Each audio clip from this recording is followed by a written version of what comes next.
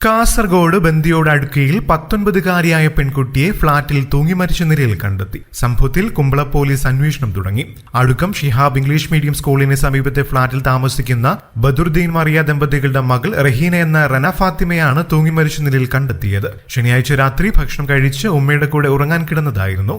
ഇന്നലെ രാവിലെ 7 മണിയോടെ ഉമ്മ ഉണർന്നപ്പോൾ റന ഫാത്തിമയെ കണ്ടില്ല. അന്വേഷിക്കുന്നതിനിടെയാണ് മറ്റൊരു കിടപ്പുമുറി പൂട്ടിയ നിലയിൽ കണ്ടത്. ബഹളം വെച്ച് പരിസരവാസികളെ വിളിച്ചു വരുത്തി വാതിൽ പൊളിച്ചു നോക്കിയപ്പോൾ റന ഫാത്തിമയെ ഫാനിൽ തൂങ്ങിമരിച്ച നിലയിൽ കാണുന്നത്.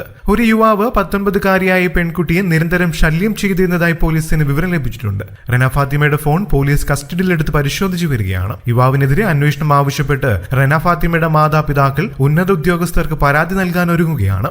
അതേസമയം ചെറുപ്പക്കാരിൽ ആത്മഹത്യാ പ്രവണത കൂടി വരികയാണെന്നാണ് പഠനങ്ങൾ പറയുന്നത്. തങ്ങൾക്കുണ്ടാകുന്ന പ്രശ്നങ്ങൾ മറ്റുള്ളവരോട് പങ്കുവെക്കാൻ ആരും ശ്രമിക്കാറില്ല. മാതാപിതാക്കളോടെങ്കിലും തങ്ങൾ പ്രശ്നങ്ങൾ പങ്കുവെച്ചാൽ വർദ്ധിച്ചു വരുന്ന ആത്മഹത്യ നിരക്കുകളിൽ കുറവുണ്ടാകുമെന്നാണ് പഠനങ്ങൾ സൂചിപ്പിക്കുന്നത്.